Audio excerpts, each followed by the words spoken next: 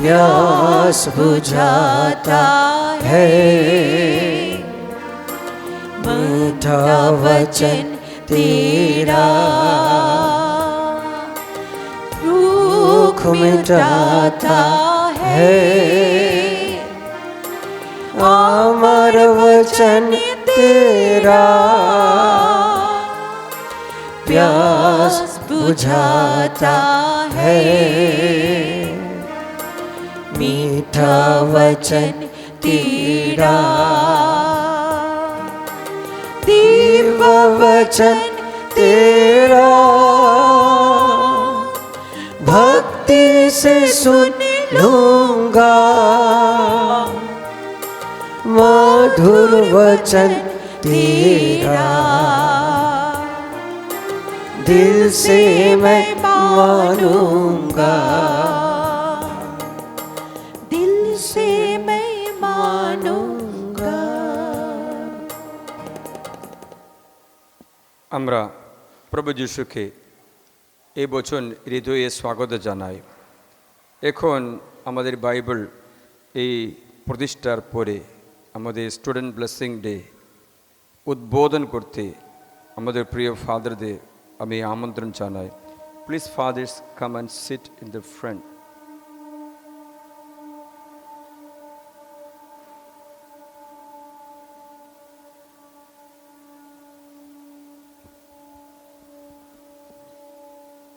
We have the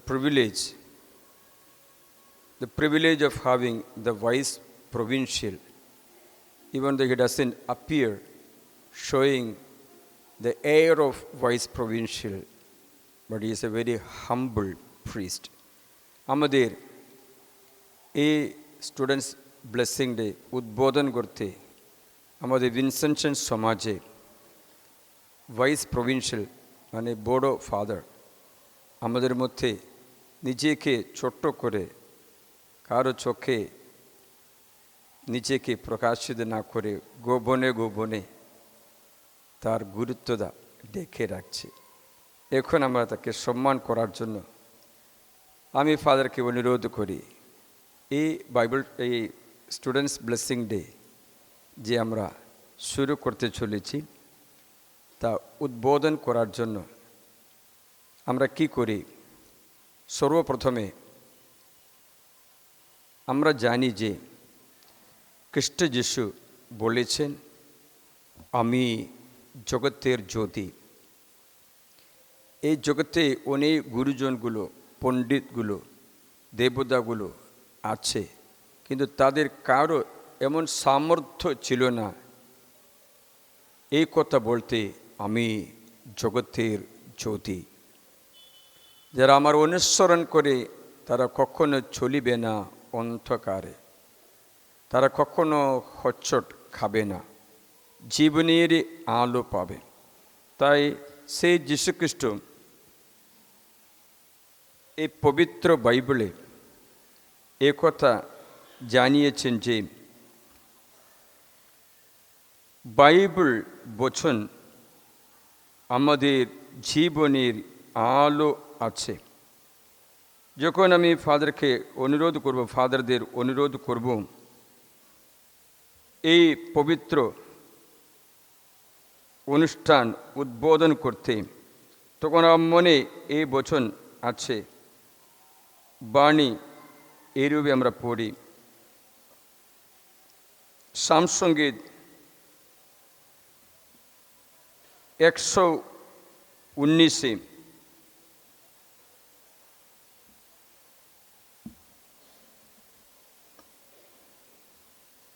পদ 75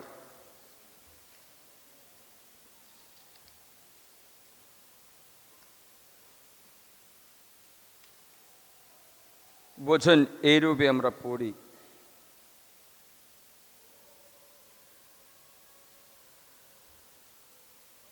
105 আছে, 105 তোমার বাণী আমার চরণ প্রদীপ, আমার চলার পথে আলো। তোমার বাণী আমার চরণ প্রদীপ। এখন আমরা বাণীকে সম্মান করে রেখেছি। সেই বাণী বলছে জীবনের আলো, প্রদীপ। এই বাণী দেখে চললে হোঁচট খাবে না, কেউ পিছু টান দিতে পারবে না, সামনে এগিয়ে তো যাবে। প্রিয়জনেরা, এই বাণী জগতের জ্যোতি। খ্রিস্ট যিশু বলেছেন, আমি জগতের জ্যোতি। যখন রচিত মঙ্গল সমাচারে 8 অধ্যায়ে 11 পথে এই বচন আমরা শুনতে পারি। যিশু বলছেন, আমি জগতের জ্যোতি। যারা আমার অনুসরণ করে তারা কখনো অন্ধকারে চলিবে না। শুনি,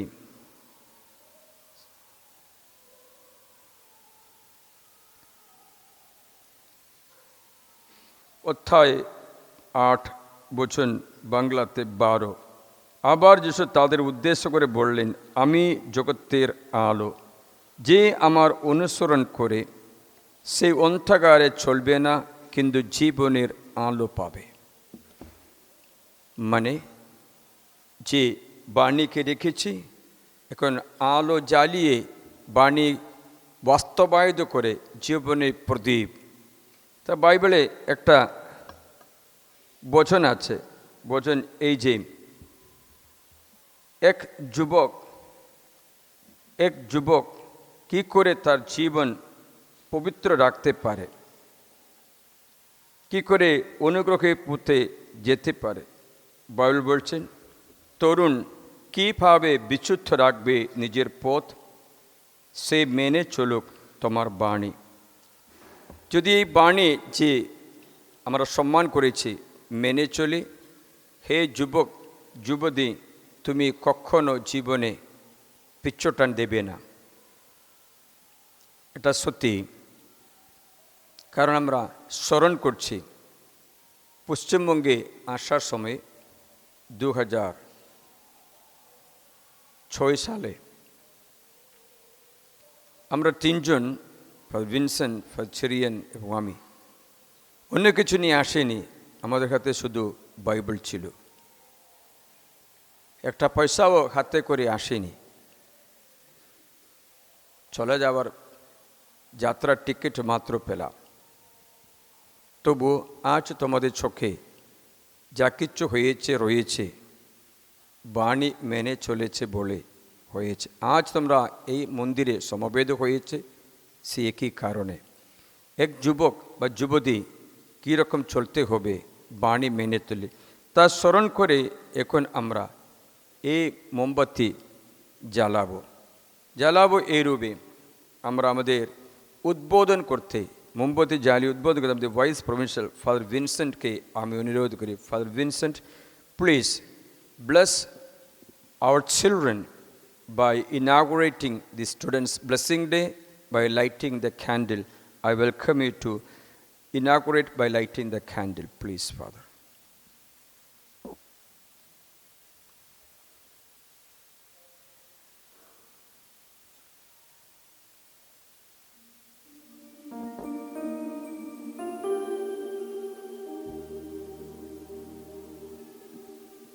জগতের জ্যোতি হয়ে সে অন্ধকারে। Father Jitin, our পালক পুরোহিত, আমরা আমাদের ব্রিটিশ সেন্টার জেলাখালি প্যারিশে আন্ডারে আছে, সেন্ট লুইস প্যারিশে। ফাদারকে আমি অনুরোধ করি মোম জ্বালিয়ে আমাদের আশীর্বাদ করতে। তারপরে আমরা আমাদের অ্যাসিস্ট্যান্ট ক্যাথিড্রাল ভিকার ফাদার ড্যানিয়েল মারান্ডিকে আহ্বান জানাই, সেই জন্য জগতের জ্যোতি তু হয়ে এসে অন্ধকারে খুলে দিলে চোখ আমার। প্রিয়জনেরা, আমি অনুরোধ করছি আমাদের প্রিয় ফাদার সিরিল, সেই যেন আমাদের আশীর্বাদ করে মোম জ্বালিয়ে। আগুনের পরশ মনে ছোঁয়াও প্রাণে।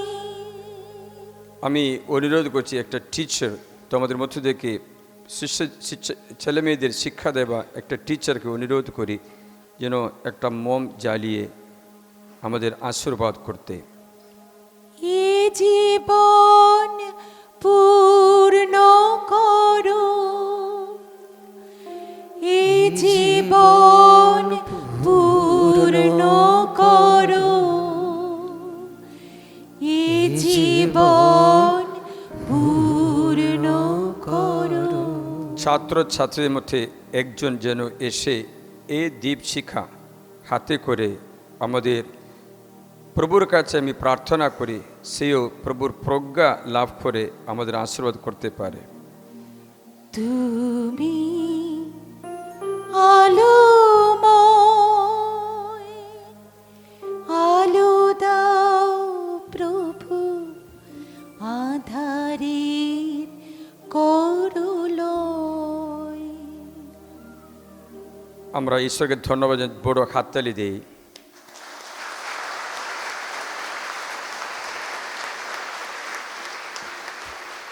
ফাদারদের আমরা ধন্যবাদ জানাই আমাদের স্টুডেন্ট কনভেনশন ব্লেসিং ডে উদ্বোধন করে দিয়েছেন, ঈশ্বরের আশীর্বাদ যাচনা করেছেন এবং আমরা সবাই বসে পবিত্র আত্মা প্রজ্ঞার জন্য প্রার্থনা করি যেন ঈশ্বরের বাণী আমরা শুনতে পারি। প্রণাম মারিয়া, প্রসাদ পূর্ণ, প্রভু তোমার সহায়, তুমি নারীগুলি ধন্য, তোমার গর্ভফল যিশু ধন্য। হে পূর্ণময়ী মারিয়া, ঈশ্বর জননী, আমরা পাপী, এখনই আমাদের মৃত্যুকালে আমাদের মঙ্গল প্রার্থনা করো। আমিন। প্রণাম মারিয়া, প্রসাদ পূর্ণ, প্রভু তোমার সহায়, তুমি নারীগুলি ধন্য, তোমার গর্ভফল যিশু ধন্য। হে পূর্ণময়ী মারিয়া, ঈশ্বর জননী, আমরা পাপী, এখনই আমাদের মৃত্যুকালে আমাদের মঙ্গল প্রার্থনা করো। আমিন। পিতা, পুত্র, পবিত্র আত্মার জয় হোক, যেমন আদিতে হইতে এখন তেমনি হয় এবং যুগে যুগে চিরকাল হবে। আমিন। সকলকে জয় যিশু। খ্রিস্ট যিশুর আরাধ্য নামে আমি বেদিতে আপনার সামনে ঐশ্বরিক আশীর্বাদের যাচনা করার জন্য পুরোহিতদের দায়িত্ব পালন করি। পুরোহিতদের দায়িত্ব হচ্ছে জনগণ এবং বলি অর্পণ করে বেদির মাঝখানে দাঁড়িয়ে প্রভুর আশীর্বাদ যাচনা করা। কারণ আমরা কত পরিশ্রম করা সত্ত্বেও ফসল ঈশ্বরের দান আছে। বাইবেল বাণী এইরূপে আমরা পড়ি, প্রবচনমালা অধ্যায় 10 বচন 12-তে, বচন 21-22 প্রভুর আশীর্বাদ ধনবান করে পরিশ্রম তাতে কিছুই যোগ দেয় না। প্রভুর আশীর্বাদ এক ব্যক্তিকে মহান করে অথবা ধনবান করে, বুদ্ধিমান করে, পরিশ্রম তাতে কিছু যোগ দেয় না। প্রবচনমালা অধ্যায় 10 বচন 22। প্রিয়জনেরা, এমনই একটা ভীরু স্বভাব মানুষ ছিল সলোমন রাজা। এত ভীরু ছিল, ভয় ছিল, কাজ করতে ক্ষমতা ছিল না। তাই শ্রী সলোমন একটা প্রার্থনা করে প্রভু আমার প্রতি করুণা করো। প্রথম রাজা বলে অধ্যায় 3 বচন 7 দ্বিতীয় ভাগে আমরা পড়তে পারি। 1 কিং চ্যাপ্টার 3 ভার্সেস 7 and 8। প্রথম রাজা বলে অধ্যায় 3 পদ 7 এবং 8। এখন প্রভু পরমেশ্বর আমার, তুমি আমার পিতা দাউদের পদে তোমার এই দাসকে রাজা করেছ, কিন্তু আমি নিতান্ত ছেলে মানুষ, জনপরিচালনায় আমার কোনো অভিজ্ঞতা নেই। আর তোমার এই দাস তোমার সেই জনগণের মধ্যে রয়েছে যাদের তুমি বেছে নিয়েছো। তারা এমন বহু সংখ্যক এক জাতি যে তাদের গণনা করাও সম্ভব নয়। সলোমন স্বীকার করছে, আমি এত জনগণকে নেতৃত্ব করতে, দেখাশোনা করতে এই যুবক যে আমি কি করে পারবো। তাই সলোমন তার দুর্বলতা স্বীকার করে প্রভুর আশ্রয় হয়ে। আজকে ছাত্রছাত্রীদের আমার এই প্রার্থনা, তোমার পরিশ্রমের সঙ্গে প্রভুর আশীর্বাদ খুবই প্রয়োজন। মনে হচ্ছে আজকে এই ব্লেসিং ডে আমাদের জীবনে খুবই প্রয়োজনীয় আছে। ঈশ্বর সলোমনকে জিজ্ঞাসা করলেন, তুমি কি চাও? তখন সলোমন বলছেন, আমাকে বুদ্ধি দাও, প্রজ্ঞা দাও, 8 পথে বাকি পড়ি। আর তোমার এই দাস তোমার সেই জনগণের মধ্যে রয়েছে যাদের তুমি বেছে নিয়েছো। তারা এমন বহু সংখ্যক এক জাতি যে তাদের গণনা করাও সম্ভব নয়, তাদের সংখ্যা কল্পনা করাও সম্ভব নয়। তাই তোমার এই দাসকে এমনই এক বিবেচনাপূর্ণ অন্তর্দান দান করো যেন সে তোমার জনগণের সুবিচার করতে পারে ও মঙ্গল অমঙ্গল নির্ণয় করতে পারে। কারণ তোমার এই এত বহু সংখ্যক জাতিকে শাসন করতে পারে এমন সাধ্য কারই বা আছে? সলোমন যে তেমন যাচনা রেখেছেন তাতে প্রভু প্রীত হলেন। তাই পরমেশ্বর তাকে বললেন, তুমি যখন এই যাচনা রেখেছ, যখন নিজের জন্য দীর্ঘায়ু বা ধন ঐশ্বর্য বা তোমার শত্রুদের প্রাণও যাচনা করনি, বরং বিচার সম্পাদনে নিজের জন্য বিচার বুদ্ধি যাচনা করেছ, তখন দেখো আমি তোমার যাচনা মঞ্জুর করলাম। দেখো আমি তোমাকে এমন প্রজ্ঞাময় ও সৎ বিবেচক অন্তর দিচ্ছি যে তোমার আগে তোমার মতো কেউই কখনো হয়নি, পরেও তোমার মতো কারো উদ্ভবও কখনো হবে না।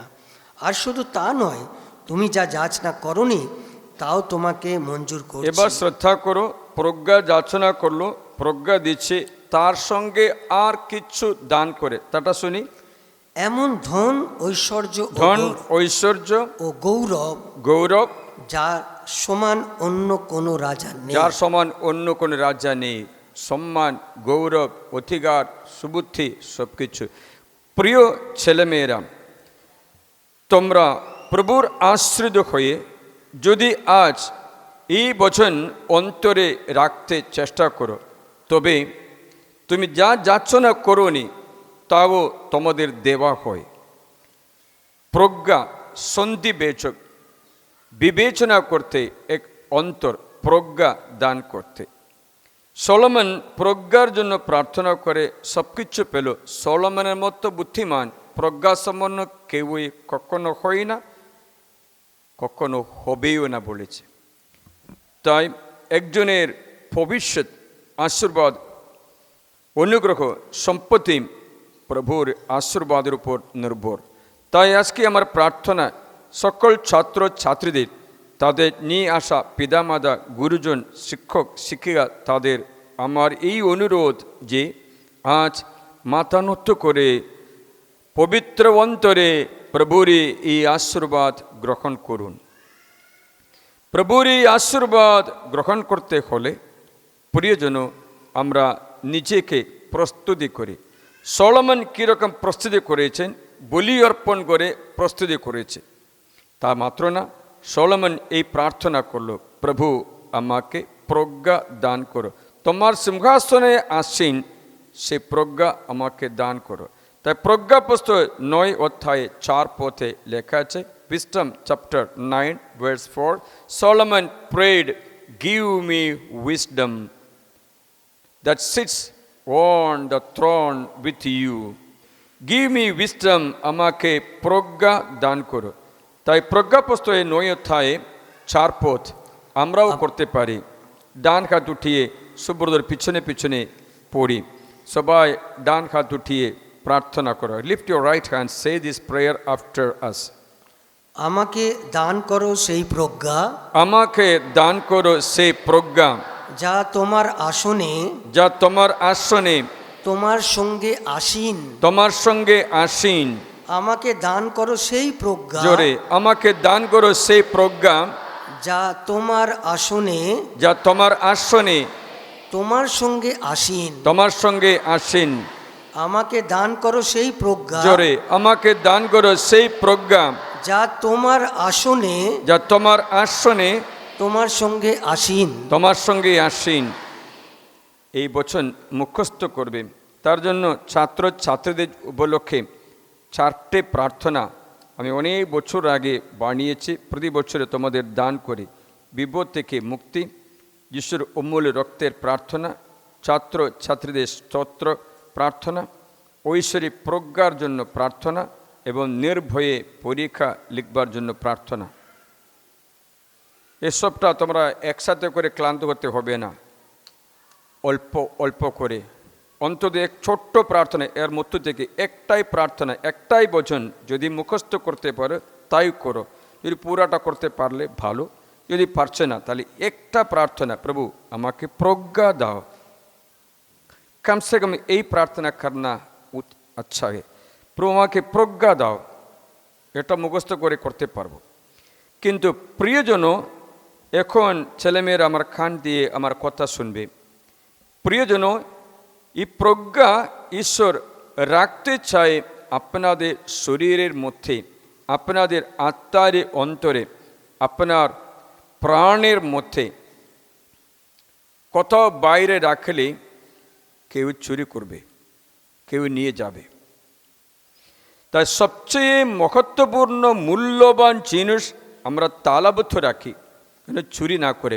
তাই সবচেয়ে মহত্বপূর্ণ ঈশ্বরের বরদানী প্রজ্ঞা ঈশ্বর আমাদের হৃদয়ে, অন্তরে, শরীরে, ভিতরে রাখতে চায়। শুনছ? তাই শরীরে অন্তরে এই প্রজ্ঞা রক্ষা করতে ঈশ্বর আমাদের বলেন। কিন্তু মনে রাখবেন, এই প্রজ্ঞা কখনো এমনই শরীরে যে পাপের অধীনে তার মধ্যে বসবে না। তাই আমার ছেলেমেয়েরা, আমার প্রিয় স্টুডেন্ট সকলে, অন্তর থেকে আশীর্বচন বলি, অন্তর থেকে তোমাদের সুস্থতার বচন বলি, অন্তর থেকে তোমাদের আশীর্বাদ করতে চাই। কিন্তু মনে রাখো, সেই সঙ্গে তুমি একটা কথা শ্রদ্ধা করো, তোমার দেহ পবিত্রতার বাসযোগ্য একটা জায়গায় আছে। তোমাদের শরীর পবিত্রতার বাসযোগ্য একটা মন্দির। তাই বাইবেল বলছে প্রথম করিন্থীয় অধ্যায়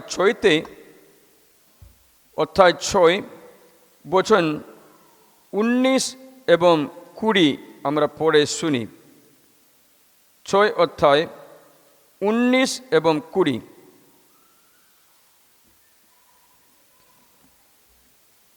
প্রথম করিন্থীয় অধ্যায় 6, 19 এবং 20। নাকি তোমরা জানো না যে তোমার দেহ হলো পবিত্র আত্মারই মন্দির। তোমার দেহ পবিত্র আত্মার বাস করা গির্জা। তোমার দেহ পবিত্র আত্মা প্রজ্ঞা বাস করা গির্জা আছে, যিনি তোমাদের অন্তরে বিদ্যমান ও যাকে তোমরা ঈশ্বর থেকেই পেয়েছো। আর তোমরা নিজেদের নও, মহামূল্য দিয়েই তো তোমাদের কিনে নেওয়া হয়েছে। সুতরাং তোমাদের দেহে ঈশ্বরকে গৌরবান্বিত করো। মনে হচ্ছে ঈশ্বর জানাচ্ছে প্রজ্ঞা দিতে রাজি, কিন্তু রাখতে রাজি আছো কিনা তাই ঈশ্বর প্রশ্ন করে। তোমাদের শরীরের অন্তরে রাখতে চাই। প্রজ্ঞা অন্তরে বাস করে, শরীরের অন্তরে, ভিতরে, আত্মারই মধ্যে, প্রাণেরই মধ্যে। কিন্তু বাইবেল বলছে সেই শরীর পবিত্র আত্মার মন্দির আছে, সেই মন্দিরে বাস করব।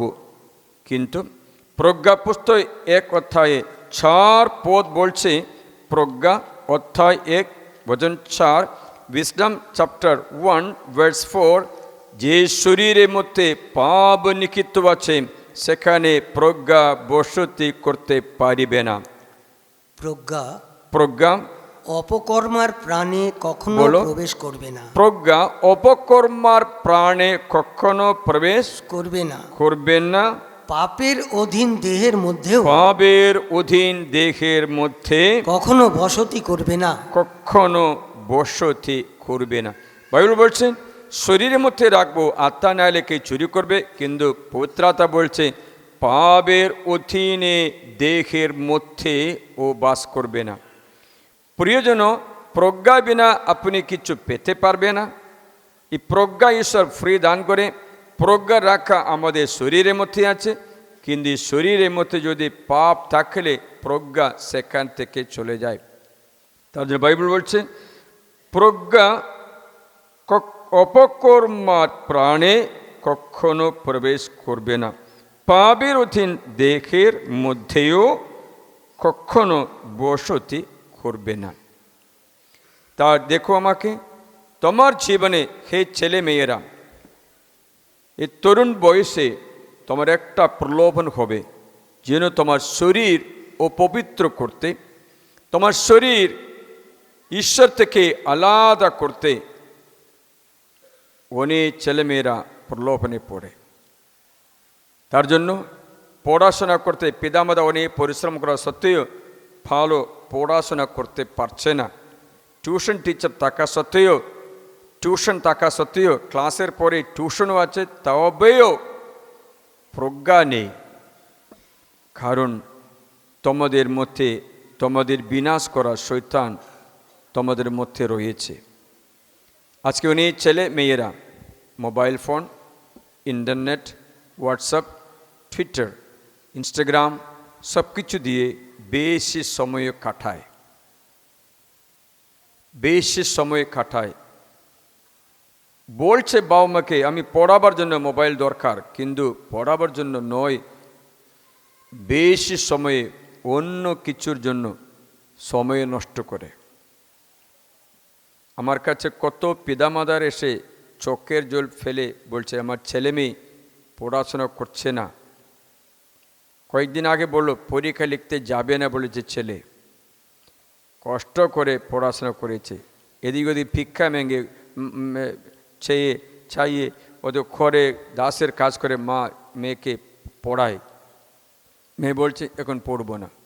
স্কুলে ভর্তি করে দিল, কলেজে, এখন বলছে আর করবো না। পয়সাও নষ্ট, ভবিষ্যৎ নষ্ট। প্রিয়জন, তুমি নাকি এই ফাঁদের মধ্যে আছো কিনা?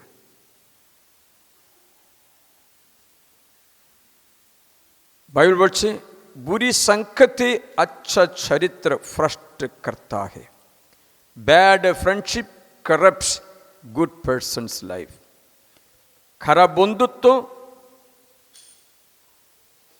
সুচরিত্র নষ্ট করে। খারাপ বন্ধুত্ব তা মোবাইলের সঙ্গে হোক, কারোর সঙ্গে হোক। প্রিয়জন, আপনাদের পিতামাতাকে জিজ্ঞাসা করে দেখো, এদের একটা স্বপ্ন আছে না? আছে। এই বাচ্চাদের জন্য পিতামাতার একটা স্বপ্ন আছে, সেটাই ভালো। কিন্তু পিতামাতার চেয়ে ঈশ্বরের একটা স্বপ্ন আছে। ঈশ্বরের একটা স্বপ্ন, there is a dream for God, the dream of God for each one of us। আমাদের প্রত্যেক ব্যক্তির জন্য ঈশ্বরের একটা স্বপ্ন। ঈশ্বর চাইছেন তোমাদের এমনই আশীর্বাদের মধ্যে রেখে ঈশ্বর তার রাজ্যে তোমাকে প্রবেশ করাবে।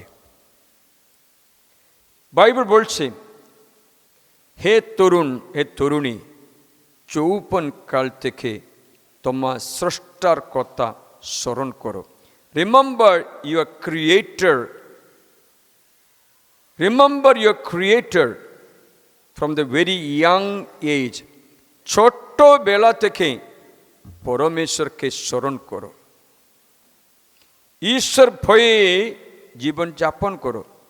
তবে কোথাও যাও তুমি, তোমার পিছনে আশীর্বাদও নিত্যই চলে। কি চলে? আশীর্বাদ তোমার পিছনে। বাইবেল তার জন্য বলছেন ঈশ্বর আমার রাখাল, ঈশ্বর আমার রাখাল, আমার কোনো কিছুরই অভাব নেই, অসুবিধে নেই, অভিযোগ নেই। বলো, অভাব নেই, ভাব নেই, অসুবিধা নেই, অসুবিধা অভিযোগ নেই। অভিযোগও নেই, অভাব নেই, অভাব নেই, অসুবিধা নেই, অসুবিধা অভিযোগ নেই। অভিযোগও নেই। ঈশ্বর আমার রাখাল।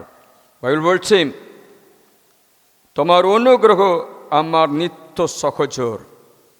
দেখো, তুমি কোথাও যাও না কেন, তোমার সঙ্গে অভিষেক নিত্যই চলে। অভিষেক তোমার সঙ্গে নিত্যই চলে। তার জন্য বাইবেল এই শিক্ষা দিচ্ছে, মঙ্গল ও কৃপায় হবে আমার সহচর। বলো, মঙ্গল ও কৃপায় হবে আমার সহচর। ডান হাত উঠে বলো, মঙ্গল ও কৃপায় হবে আমার সহচর।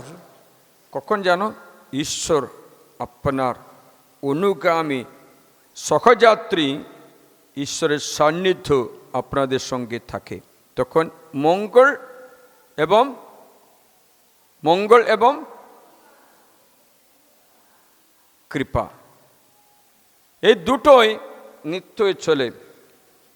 মঙ্গল ও কৃপায় হবে আমার সহচর, মানে হচ্ছে জেলালখালি যাও আশীর্বাদ, আমেরিকা যাও আশীর্বাদ, কোথাও তুমি ঘুরো তোমার সঙ্গে আশীর্বাদও পিছনে পিছনে আসে।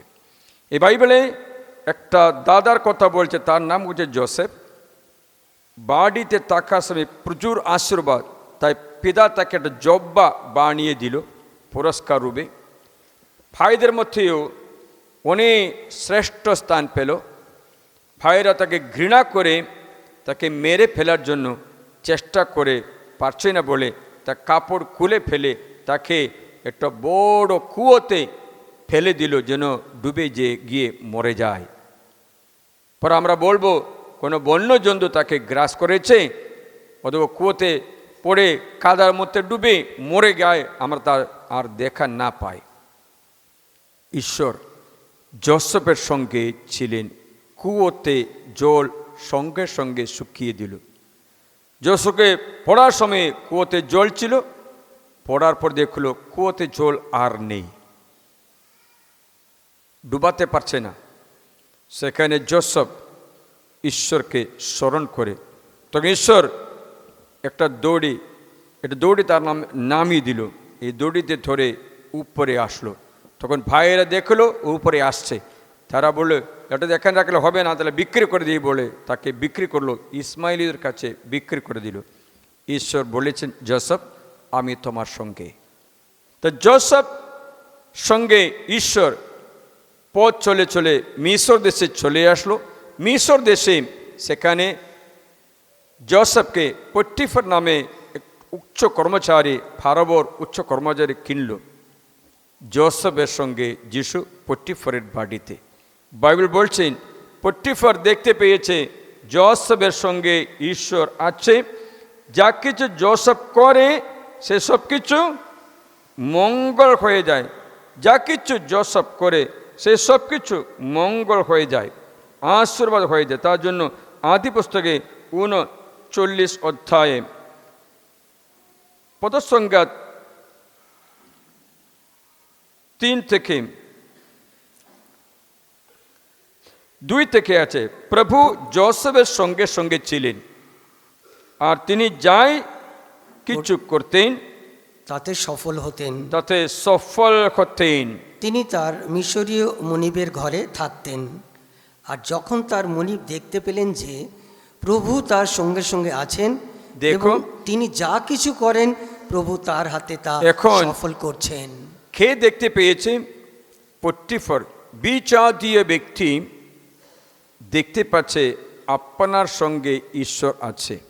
বিজাতীয় ব্যক্তি, অন্য ধর্মের লোকেরাও দেখতে পাচ্ছে আপনার সঙ্গে ঈশ্বর আছে। শুনছো? তা মাত্র না, পটিফার বুঝতে পেরেছে যা কিছু জোসেফ করে তা পড়ে শোনাও, সফল যা কিছু এবং তিনি যা কিছু করেন প্রভু তার হাতে তা সফল করে, সমস্ত মঙ্গল হয়ে যায়। প্রিয়জন, কোথাও জোসেফ যায়, বলো, মঙ্গল ও কৃপায় হবে আমার সহচর। বলো, মঙ্গল ও কৃপায় হবে আমার সহচর। অন্যথা বললে মঙ্গল কৃপার উল্টা অমঙ্গল এবং মোবাইল হবে আমার সহচর বলা সহজও আছে। সবার সঙ্গে মোবাইল সহচর আছে, তাই না? হ্যাঁ, মোবাইল সহচর আছে, তাই না? কিন্তু বাইবেল সহচর আছে? ভালোই। কারা হ্যাঁ বলছে হাত উঠে দেখাও। হ্যাঁ, কয়েকজন আছে বাইবেল সহচর। প্রিয়জন, এখানে আমি কষ্ট করে এই জেরুসালেম বাইবেল আগে অনুমতি পাওয়া ওই বাইবেল প্রিন্টিং করে, এখনই শেষ করিনি প্রিন্টিং করতে, একবার অনুমতি পেয়েছি, সেটাতে প্রিন্টিং করতেই আছি। তা পয়সা পাওয়ার মতো করতে আছে। এখন এই বাইবেল আমাদের এখানে অল্প আছে। এই বাইবেল ঈশ্বরের সান্নিধ্য তোমাদের সহচর রূপে তোমাদের সঙ্গে থাকে। তাই যোসেফের সঙ্গে ছিলেন ঈশ্বর, তোমার সঙ্গে আছে বাইবেল। যোসেফ যা কিছু করেছেন সফল হলো, তুমি যা কিছু করছো তুমিও মঙ্গলময় ঈশ্বরের কৃপা লাভ করে সফলতা লাভ করবে। বলো হাল্লেলুয়া, হাল্লেলুয়া, হাল্লেলুয়া। সলোমন প্রজ্ঞা চাইল, তাকে প্রজ্ঞা দেওয়া হলো। সলোমন চাইল প্রজ্ঞা দেওয়া হলো। সলোমন বিজয়ী হলেন, ধনবান হলেন, তুমিও হবে। এই যে আমার আশা প্রার্থনা। কিন্তু মনে রাখবেন, তোমরা অনেক ব্যক্তিরা এই দেশের সম্মানপূর্বক গুরুত্বপূর্ণ গণ্যমান্য উচ্চস্থানীয় ব্যক্তি হতে হয়। তাই এ দেশকে তুমি সেবা করবে। বাইবেল বলছেন, ইহুদিদের বলছেন, বাবিলনে থাকার সময় বলছেন তোমরা এ দেশকে সেবা করো। তাই কী করেন, সেখানে প্রবাসী হওয়া সত্ত্বেও ইহুদিরা উচ্চ স্থানগুলিতে চড়ছিল। শত্রু রাজা পর্যন্ত ইহুদিদের উচ্চ কর্মচারী রূপে গ্রহণ করছে, পানপাত্র বাহক রূপে গ্রহণ করছে, দেখাশোনা করা ব্যক্তিরূপে, ভারপ্রাপ্ত ব্যক্তিরূপে গ্রহণ করছে। শুনছ প্রিয়জন, শত্রু পর্যন্ত দেখতে পাচ্ছে আপনি বিজয়ী হয়ে। তাই আপনি এই দেশে সেবা করতে ঈশ্বর আপনাকে আশীর্বাদ করে। একদিন একটা দর্শনে ঈশ্বর জানিয়েছে, আমি আমার ছেলে মেয়েকে আশীর্বাদ করতে চাইছি, কিন্তু এরা আশীর্বাদ নিতে চায় না। আমাকে জানিয়েছে পড়াশোনা না করে আমি তাকে কি করে আশীর্বাদ দেব? পড়াশোনা না করে তাকে আমি আইএএস অফিসার কী করে বানাবো? পড়াশোনা না করে তাকে আমি ডক্টর কী করে বানাবো? পড়াশোনা না করে আমি তাকে কী করে প্রধানমন্ত্রী বানাবো অথবা দেশের শাসনকর্তা বানাবো? আমি পড়াশোনা করতে তাদের কৃপা দিয়েছি, স্কুল দিয়েছি, টিচার দিয়েছি, সব কিছু জুগিয়ে দিয়েছি, কিন্তু এরা বলছে আমরা পড়বো না। তার জন্য ঈশ্বর বলে, আমার দুঃখ এই যে আমার ছেলে মেয়েকে আশীর্বাদ দেওয়া সত্ত্বেও এরা আশীর্বাদ ফেলে দিচ্ছে, নিচ্ছে না। শোনো, আমি নিজের দৃষ্টান্ত জানিয়ে দিচ্ছি। আমার বাড়িতে আমরা 8 জন ছেলে মেয়ে, 8 জন। আমরা আগে অনেক ভালো ছিল, কারণ বাবার ভালো চাকরি ছিল, অনেক পয়সাও ছিল, সময় জমি জায়গায় ছিল। নূতন একটা ঘর বাবা নিজের হাতে বানিয়েছে, মানে হচ্ছে ইট দিয়ে টাইলস দিয়ে বানানো, সেগুন গাছের ছাদ দিয়ে, তারপরে টাইলস বসানো একটা সুন্দর একটা বাড়ি এখনও আছে। তাকে ভাইকে দিয়ে দিল, আমার বাবা তার ভাইকে। অত সুন্দরভাবে থাকার সময় হঠাৎ বাবার চাকরি শেষ, নষ্ট হয়ে গেছে। তারপর থেকে বাবা মাটি চাষ করতে শুরু করলো। তখন থেকে আমাদের পেটে কালি করতে শুরু করলো, কারণ পয়সা পাচ্ছে না। এই ব্যবসায় করে যথেষ্ট ইনকাম পাচ্ছে না, 8টা ছেলে মেয়েকে 10টা মুখে খাওয়ানোর জন্য পাচ্ছে না। তখন দারিদ্র্য সহজর হলো। বুঝতে পারছো? শুনছো? তা আমাদের সকলকে কাজ করতে বাধ্য করলো। 5 বছর বয়স, আমি সেই সময় থেকে কাজ করতে যাই। 7 বছর বয়সে কাজ করে, ওই সময়ে 1 টাকা পেলে খুব ভালো, দিন পুরা কাজ করলে 1 টাকাও পাই না, মনে রাখবে, শুনছো? 50 পয়সা 1 টাকা ওসব বেশি দামি জিনিস ছিল।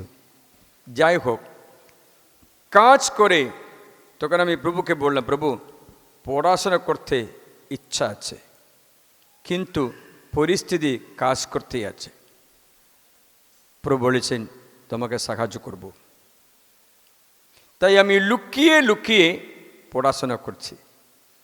শুনছো? কোনো ছেলে মেয়েকে 7 বছর বয়সে বলতে হবে শিখো শিখো, আমাকে বলতে হচ্ছিল না, আমি নিজে শিখছি। হালেলুয়া। কোনো বই খাতা কিনে দেওয়ার মতো বাবার ক্ষমতা নেই, বই খাতা বিনিয়োগ একটা দুটোতে পড়াশোনা করেছি। প্রভুকে বললাম, প্রভু একটু স্মরণ শক্তি দাও। স্মরণ শক্তি দিল, পড়াশোনা করলো, মাধ্যমিক পাস করলো 2nd ডিভিশনে, উচ্চ মাধ্যমিক কলেজে 1st ডিভিশনে, কলেজে টপ র্যাঙ্কে পাস করলাম। পরে graduation, post graduation, doctor degree সবটা পেয়েছি। এখন প্রভু আমাকে পুরোহিত অভিষিক্ত করেছেন, আরও উচ্চমান স্থানে পৌঁছিয়ে দিয়েছে। যদি আমি পড়াশোনা না করতাম এসব কিছু আমার হতো না, হতো? তাই প্রিয় ছেলেমেয়েরা, আমি তোমাদের বলছি, তোমরা নিজের এই ছোট্ট বয়স, এই তরুণ বয়সে নিজের জীবনকে বরবাদ করবে না, নষ্ট করবে না। এটা যদি ঠিকমতো লাগালে তোমাদের এনার্জি, পাওয়ার, তোমাদের শক্তি যদি ঠিকমতো লাগাও, তবে কালকে তুমি মহান হয়ে এ দেশের সেবা করতেও, মণ্ডলীর সেবা করতেও সুচরিত্র ব্যক্তি বানাতে পারবে। Hallelujah, hallelujah. তাই আমার প্রার্থনা এই যে আজ তোমরা সকলে প্রজ্ঞাসম্পন্ন ব্যক্তি হয়ে প্রভুর সেবা করতে। শুনছো? শুনছো? কিন্তু তোমাদের মধ্যে যেন পাপ রাজত্ব না করে, পাপ যেন রাজত্ব না করে। পাপ রাজত্ব করলে সব কিছু নষ্ট হবে, সব কিছু। ঈশ্বরও কিছু করতে পারে না, ঈশ্বরও কিছু করতে পারে না যখন তোমার সহযোগিতা তুমি দিচ্ছ না। The Lord cannot compel you nor force you, but only request you. ঈশ্বর তোমাকে জোর খাটিয়ে কিছু করাতে পারবে না, তোমাকে টর্চার করবে না, যেমন পিতামাতারা করে ওইরকম করে না। শুধু প্রভু আহ্বান জানায়, আহ্বান জানায়। যিশুর শিক্ষাগুলো খুব মনোহর, খুব মনে লাগছে। সে বলছেন, তোমরা পরিশ্রান্ত ভারাক্রান্ত সকলে আমার কাছে একটু আসুন, তোমরা আমার কাছে আসো, আমি তোমাদের বিশ্রাম দেব, সান্ত্বনা দেব, শান্তি দেব। আমি তোমাকে পুনঃ প্রতিষ্ঠিত করব, তোমার হারানো সব কিছু ফিরে দিতে পারি। কিন্তু পড়াশোনা না করলে কি করে কি দিতে পারে? তাই আজকে আমার ছেলেমেয়েরা স্বপ্ন করবে আমি কে হতে হবে, ভবিষ্যতে আমি কে হতে চাই। I want to be whom I want to become, what kind of my future I want to make. Dream করো, স্বপ্ন করো। Hallelujah, hallelujah, hallelujah. খ্রিস্ট যিশুতে আমার প্রিয়জনেরা, তাই প্রভুর এই আশুর বচনগুলো আপনাদের জীবনে অনেক প্রয়োজনীয় হবে, বুদ্ধিমান হবে। তাই আমি প্রার্থনা করি, আমি তোমাদের জিজ্ঞাসা করছি, এই স্টুডেন্ট ব্লেসিংয়ের জন্য আসার পরে আমরা প্রতি বছরে করি। তোমাদের পড়াশোনা অথবা তোমাদের প্রার্থনা ঈশ্বর সাড়া দিয়েছে, ভালো রেজাল্ট পেয়েছে, ভালো যে ভয় করে ওই রকম কিছু হয়নি, ভালো রেজাল্ট পেয়েছে, ভালো আশীর্বাদ পেয়েছে, পাস হয়েছে, প্রমোশন পেয়েছে, তেমন ছাত্র ছাত্রীরা হাত উঠিয়ে দেখাও। কতজন তোমাদের জীবনে এই আশীর্বাদের প্রার্থনার ফলে মঙ্গল হয়েছে, তারা হাত উঠে দেখাও। তারা উঠে দাঁড়াও, যারা হাত উঠে দাঁড়াও। তার জন্য গেল বছরে তোমরা এসেছিলে, তাই না? গেল বছরে প্রার্থনা এসেছিলে, তাই না? এসেছিলে, তোমাদের প্রার্থনা ঈশ্বর পূর্ণ করেছে, তাই না? কতজন আছে? উঠে তাড়াতাড়ি উঠে দেখাও। আমি এখানে অল্প জনকে মাত্র দেখতে পাচ্ছি। প্রিয়জনেরা, তোমাদের কঠিন বিষয়ে আশ্রয় পেয়েছে, তোমাদের স্বভাব পাল্টাতে পেয়েছে, তো প্রার্থনাতে পড়াশোনা শ্রদ্ধা করতে পেরেছি, রেজাল্ট ভালো হয়ে গেছে।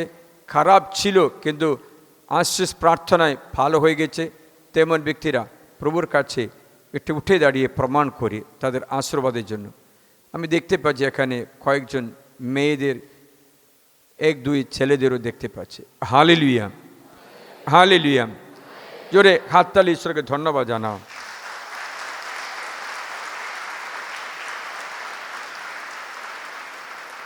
বসুন।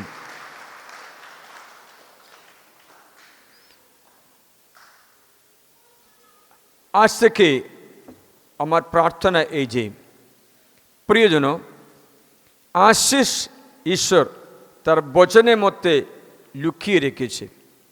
তার জন্য যে ব্যক্তি ঈশ্বরের বাণী, ঈশ্বরের বচন পড়ে অথবা মেনে চলে, তাদের ঈশ্বর আশীর্বাদ দিতে থাকবেন। ঈশ্বর দেওয়া আশীর্বাদ মানে হচ্ছে প্রজ্ঞা। সবচেয়ে প্রথম আশীর্বাদ দান করবে বলেছে। তা আমরা কি করব? আমরা আমাদের অন্তর রেডি করি। আমি তোমাদের অনুরোধ করি, অন্তর তোমরা এসেছিলে প্রার্থনা করতে, তোমাদের বই খাতা, তোমাদের পেন পেন্সিল সব কিছু আশীর্বাদ করা হবে। এমনই তোমাদের ওই কঠিন বিষয়েও আশীর্বাদ করব।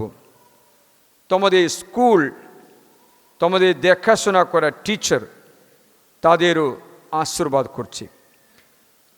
আবার আশীর্বাদ করছে তোমাদের পিতা মাতাদের, তারা যেন তোমাদের ভালো মতো ঈশ্বরের সুচরিত্র ব্যক্তিরূপে গঠন করতে পারে। আমার মনে হয় ছেলে মেয়েদের আশীর্বাদ করার সঙ্গে সঙ্গে তাদের পিতা মাতাদেরও আশীর্বাদ করতে হয়। ছেলে মেয়েদের আশীর্বাদ করলে মাত্র হবে না, পিতা মাতাদের আশীর্বাদ করতে হয়। কারণ বাইবেলে একটা বাণী আছে, এমন একটা সুন্দরী মেয়ের কথা বলছে। সে মেয়ে সবার চোখের মণি ছিল, তাকে বিয়ে করে দেওয়া হলো, বাচ্চাও হলো। তখন দুজন ব্যক্তি, যে সম্মুখে উচ্চস্থানীয় বিচারক রূপে কাজ করে দুজন ব্যক্তি, সেই স্ত্রীকে কামনা করতে শুরু করলো, ব্যভিচার করতে চেষ্টা করলো। যতটুকু করে তারা পারছে না, মিথ্যা সাক্ষ্য দিয়ে দেখলো, পারছে না, কোনো মতো তাকে ধরা যাচ্ছে না। তখন বাইবেলে লেখা আছে এর কারণ এটা, এই জুসন্নার পিতা মাতা ধার্মিক মানুষ ছিলেন। বলো, ধার্মিক মানুষ ছিলেন। ধার্মিক মানুষ ছিলেন। জোরে বলি, ধার্মিক মানুষ ছিলেন। ধার্মিক মানুষ ছিলেন। পিতামাতারা কি করছে জানো? ছেলে মেয়েদের শিক্ষা দেওয়া সঙ্গে সঙ্গে বাণীও দান করলে, ঈশ্বরের বচন দান করলে। আমাদের পিতামাতারা এ কথাটা শুনলে ভালো হয়।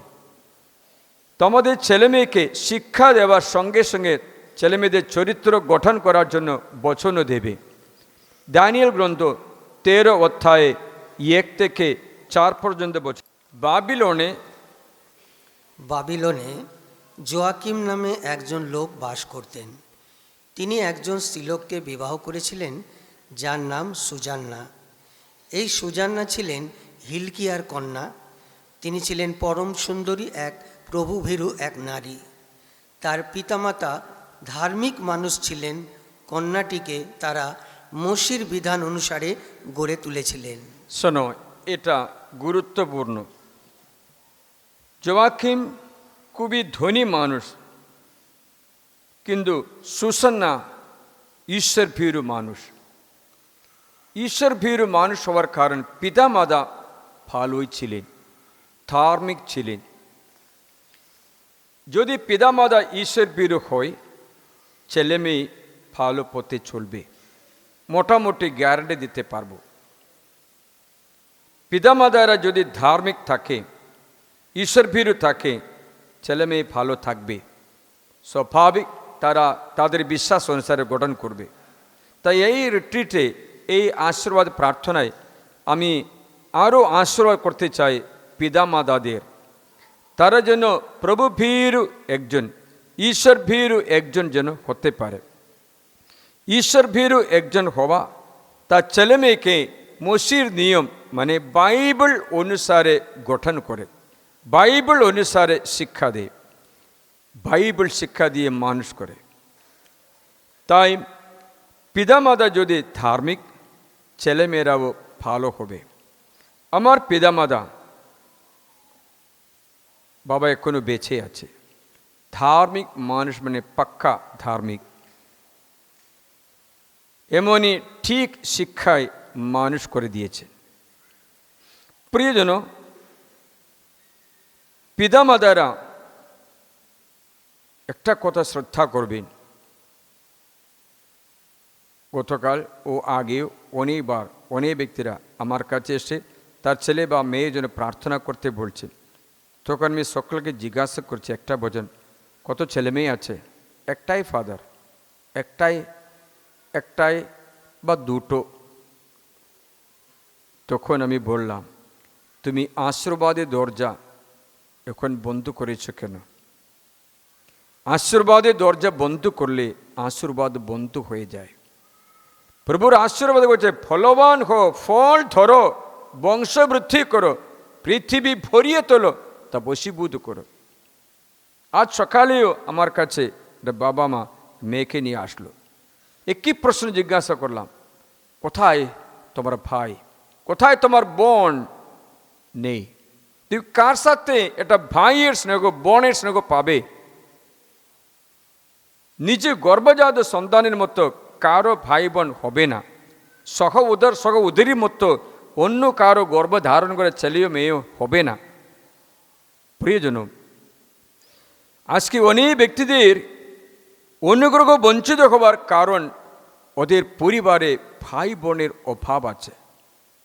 আমি সবসময় বলে দিচ্ছি, চুল থাকলে চারদিকে বাঁধতে পারবো, চুল না থাকলে কী করে বাঁধবে?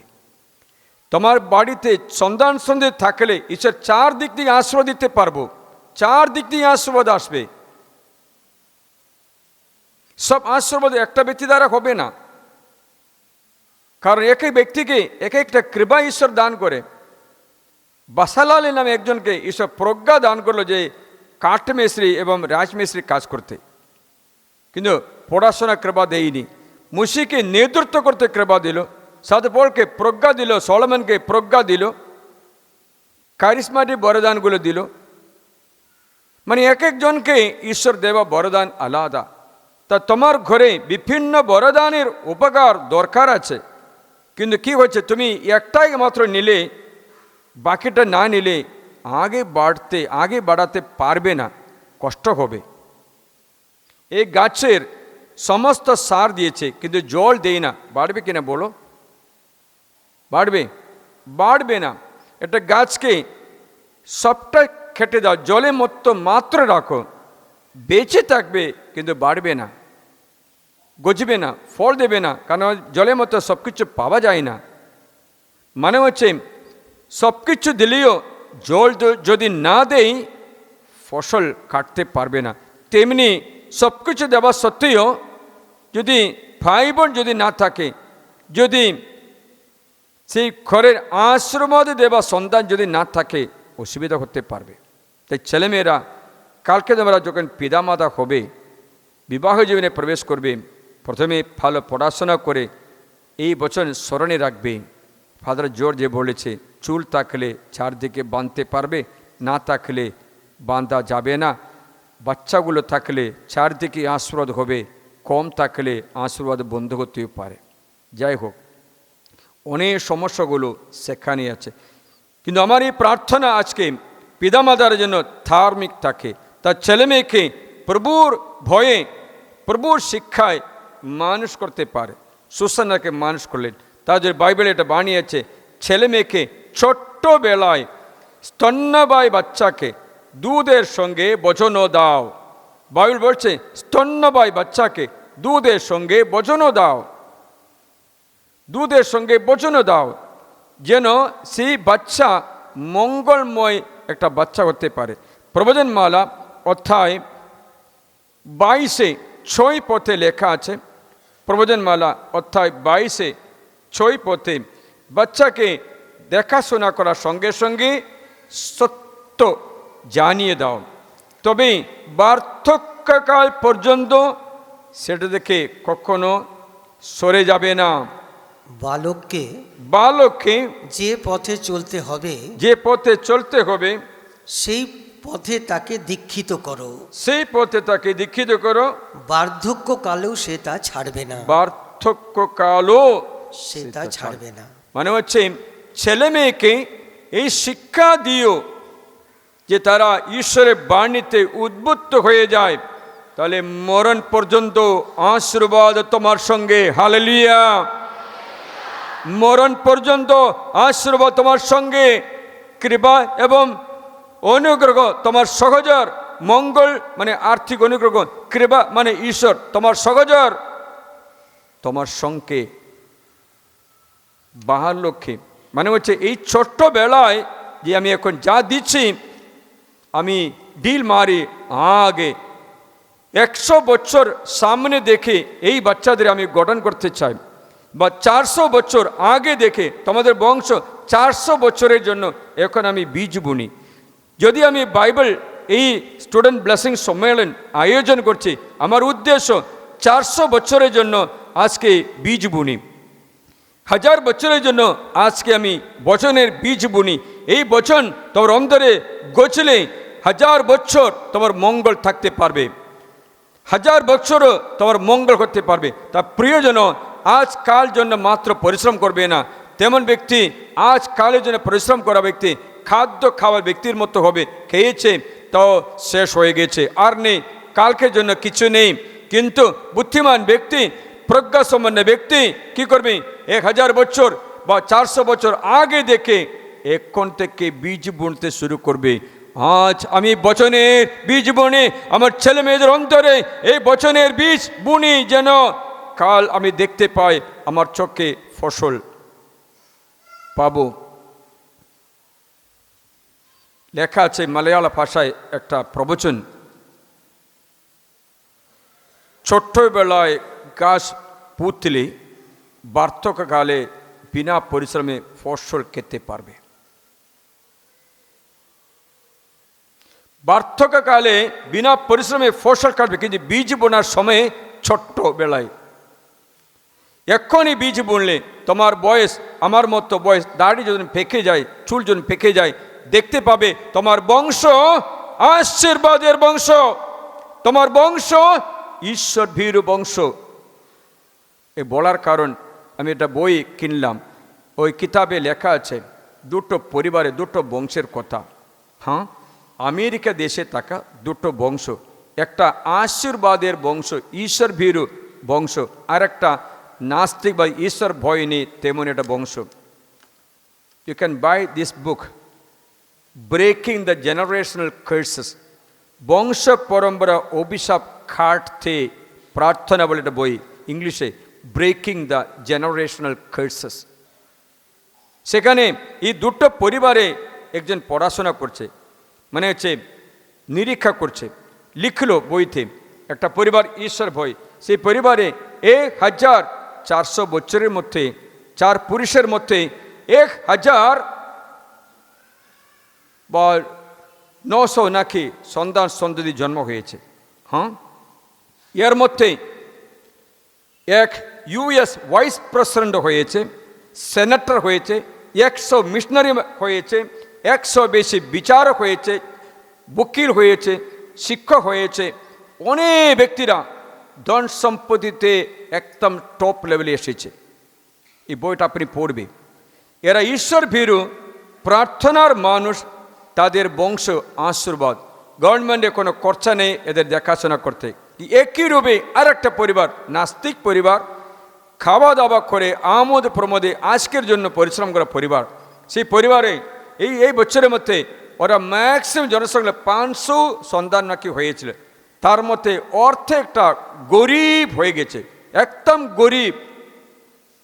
উনি বেশ্যারা তাদের বংশের মধ্যে দেখতে পায়,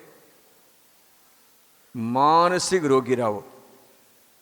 হ্যাঁ, আপনার এই বই খাতা এটা কিনে একটু শ্রদ্ধার সঙ্গে পড়বে। ইউএস গভর্নমেন্ট প্রতি বছরে অনেক লক্ষ টাকা এদের জেলে রেখে দেখাশোনা করছে। এদের খরচা গভর্নমেন্টে বেশি, কিন্তু অন্য পরিবার গভর্নমেন্টকে সেবা করে, গভর্নমেন্টকে দান করছে, তাদের সম্পত্তি, তাদের ক্ষমতা, তাদের দ্বারা গঠন করছে দেশকে। আমার প্রার্থনা, তুমি হে সন্তান সন্ততি কালকে আমাদের দেশকে গঠন করো, আমাদের ভারতবর্ষকে দেশকে গঠন করো। তুমি বিনাশ করা ব্যক্তির দলের জন্য না যাও, যার জন্য আজ বীজ বনি, এই বীজ যেন ফসল কাটে। প্রার্থনা করি। বাইবেল বলছে বালককে যে পথে চলতে হয় ছোটবেলায় শিখিয়ে দাও। প্রিয়জন, ধার্মিক ঈশ্বর ভীরু, তোমার জীবনে অনেক প্রলোভনগুলো আসবে, যেমন দেহ লালসা, আজকে অনেক ছেলেমেয়েদের খেয়ে নিচ্ছে, চোখের লালসা অনেক ছেলেমেয়েদের ধরে নিয়েছে, অহংকার আর কয়েকজনকে ধরে নিয়েছে। তার জন্য এই মোবাইল দেখে দেহ লালসা সৃষ্টি করে, চক্ষু লালসা সৃষ্টি করে। একজন ফোন করলো, ফাদার প্রার্থনা করো, আমার মেয়ে জেলে আছে। প্রার্থনা করতে বলে কী করে জেলে আছে? ফাদার মোবাইলে আমার মেয়ে কে জানি না, ও বলে নিরপরাধী, ওনার মোবাইল নিয়ে কারো একটা নগ্ন ছবি তুলে পাঠিয়েছে। হ্যাঁ, সেই ছবি প্রচারিত হওয়ার পর কেস হলো, এ মেয়েকে আজকে জেলে রেখেছে। শুনছ? তা দয়া করে তোমাদের মোবাইল কারো হাতে দেবে না, তোমাদের দখলে রাখবে, কেউ চাইলেও দিতে নেই। বুঝতে পারছো? তোমার মোবাইল তোমার দখলে, তোমার নামে রেজিস্টার করো মোবাইল, কাউকে দিতে নেই, চাইলে দেবে না। শুনছো? কাল ওরা কি করবে, কালকে তোমাকে জেলে ফাঁসি দেবে জানা যাবে না। যাই হোক, এটা বলার যে বলিনি, মানে হচ্ছে আজকে অনেক ব্যক্তিরা এই জগতের প্রলোভনে এই চোখের লালসায় পড়ে যায়, দেহ লালসায় পড়ে যায়, নেশা করে। কেরালাতে অনেক স্কুলে ছাত্রছাত্রীরা এমডিএমএ নেশা ধরে মানসিক রোগী হয়েছে। অনেক ব্যক্তিরা, অনেক ছেলেমেয়েরা ছোট্ট বয়সে এমডিএমএ বিক্রি করতে স্কুলে আসছে, নেশা বিক্রি করে পাগলের মতো হচ্ছে। প্রিয়জন, ঈশ্বরের স্বপ্ন তোমার জন্য, আমাদের স্বপ্ন তোমাদের জন্য। তুমি কাচের গ্লাসের মতো ভেঙে দেবে না, কাচের গ্লাসের মতো ভেঙে দেবে না। আমি দেখতে পাচ্ছি তোমাদের মধ্যে কেউ মোটামুটি 6 জনকে দেখতে পাচ্ছি অনেক ভেঙে পড়েছে, অনেক ভেঙে পড়েছে, টুকরো টুকরো মতো ভেঙে পড়েছে, নিরাশা হয়ে গেছে। কেউ আত্মহত্যা করতেও ইচ্ছা করছে, আমাদের মধ্যে আমি দেখতে পাচ্ছি, আমার দিব্য দৃষ্টিতে আমি দেখতে পাচ্ছি। তোমাদের মধ্যে কতজন অনেক ভেঙে পড়েছে, একটা হাত উঠে দেখাও। অনেক ভেঙে পড়া ব্যক্তিরা হাত উঠে দেখাও। এখানে কয়েকজনকে আমি দেখতে পাচ্ছি, হাত নাড়িয়ে দেখাও। অনেক ব্যক্তিরা আছে, হাত নিচে করো। আজ আমার প্রার্থনা গঠন করার জন্য, ভেঙে ফেলার জন্য নয়। ভাঙা পাত্রগুলো প্রভুর হাতে আমি সঁপে দেব, যেন এই ভাঙা পাত্র থেকে একদম সুন্দর বিশ্বশিল্পী একটা শিল্প বানাবে। তার জন্য ঈশ্বর বলছেন, ভাঙা পাত্র মেরামত করতে আমার কাছে নিয়ে এসো। এখানে একটা মেয়ের কথা বলছে। সে মেয়ে জাটা মাসে তেল নিয়ে আসছে প্রভুর কাছে, এসে এই পাত্র ভাঙছে, কারণ ডাকনা নেই। এই পাত্র এমনই তেল, একটা গোটা পাত্র ভাঙতে হবে, নাহলে তেল বের হবে না। যেমন আমরা দেখেছি ইনজেকশন করার জন্য মেডিসিন, এটা ছোট্টটা কাচের বোতলে আছে না, এটা ডাক্তার নেই, তাহলে কি ডাক্তার নেই বলে ওরা এরকম ভেঙে দিয়েছে, তাই না? দেখেছিলেন ইনজেকশন করা এরকম হয়েছে জাঠা মাংসের তেল। কখনো তুমি মহান ব্যক্তি হয়েছে জেনে তোমার অন্তরে অভিষেক, অনুগ্রহ, প্রজ্ঞা, বুদ্ধি সবকিছু দেখে তোমার শত্রু শয়তান এই মাটির পাত্র ভাঙতে চেষ্টা করবে। যিশু বলেছেন, ভাঙা পাত্র আমার কাছে, ভাঙা পাত্র নিয়ে এসো, আমি মেরামত করব। তেমনি দেখতে পাচ্ছি আত্মহত্যা করতে চেষ্টা করা ব্যক্তি তোমাদের মধ্যে, আমি তাদের বলছি, তুমি মহান ব্যক্তি আছো, তোমার অন্তরে অনেক কৃপা থাকে, তার জন্য এই মাটির পাত্র ভাঙতে চেষ্টা করে। চিন্তা নেই, আশা জায়গায় প্রভুর গিরি যায়। তুমি দেখা ব্যক্তি, প্রভু নিজেকে যে তোমার নির্মাতা, তাহলে আজকে আমরা গঠন করব নতুন করে। বলো আমিন, হাল্লেলুয়া, হাল্লেলুয়া। তা প্রিয়জন, আমি তোমাদের জন্য আজকে প্রার্থনা করি, তোমাদের জন্য আশীর্বাদে প্রার্থনা করি। দেখবেন বলি অর্পণ করে প্রার্থনা করি। বলি অর্পণের পরে পরম পবিত্র ঈশ্বরের সাক্রামেন্টের আরাধনা, এই আরাধনার সময়ে প্রত্যেক ব্যক্তির জন্য প্রার্থনা করব, প্রত্যেক ব্যক্তির জন্য আশীর্বাদ। আমার একটা মাত্র অনুরোধ, দয়া করে তুমি আমাকে একটু সুযোগ দাও যেন আমি তোমাকে আশ্রয় দিতে পারি, এতটুকু কৃপা করে দাও যেন হরেক ব্যক্তিকে, এক একজনকে যেন আশীর্বাদ দিতে পারে। তুমি যেন মহান হও, এটা যাজকীয় আনন্দ। আমাদের নিজে বলতে কোনো ছেলে মেয়ে নেই আপনারা ছাড়া, তাই আপনাদের উন্নতি দেখলে এই ভিতরে বুকে আত্মা আনন্দ করব। শুনছ? তাই এই মিশার পরে এই আরাধনার মধ্যে এক একজনকে আশীর্বাদ করব। তুমি এখন থেকে নিজেকে প্রস্তুতি করো যেন আশীর্বাদ পেতে পারে, ঠিক আছে? এখন আমরা অল্প সময়ে আজকে যে মিশা অর্পণ করব, আমাদের ফাদার ভিনসেন্ট মাননীয় ফাদারের জন্য প্রার্থনা করি। যারা মিশা অর্পণ, তাদের নামগুলো বলবো, এরা মিশা অর্পণ করে। এর মধ্যে আমিও ফাদারের সঙ্গে থাকব, কারণ আমার মিশা আজকে তোমাদের এক এক ব্যক্তির জন্য। আমি সবচেয়ে প্রভুর কাছে একটা কথা চাই, প্রভু আজকে আমি বলি অর্পণ করব যেন আমি ছেলে মেয়েদের আশীর্বাদ করতে যেন পারি। আমার যোগ্যতা নয় প্রভু, তোমার করুণায়। তাই আমি তোমাদের জন্য আজকে বিশেষ প্রার্থনা করি। সমস্ত পৈশাচিক বন্ধন যদি কোনো দখলে থাকো, তুমি ভেঙে চুর মার করে এই প্রার্থনা, হে পবিত্র আত্মা ঘূর্ণি ঝড়ের মতো বাতাস বয়ে এই ছেলেমেয়েদের উপরে নেমে এসে এদের পবিত্র জীবনে প্রতিকূল সকল বাধা, খারাপ অভ্যাস, পাপের বন্ধন ও শয়তানের দখল ভেঙে চুর মার করে প্রভু যিশুর কাছে আসতে, খ্রিস্ট যিশুর পথে চলতে কৃপা এবং মঙ্গল দান করো। বলো আমিন। এখন অল্প সময় বিশ্রাম পাবো।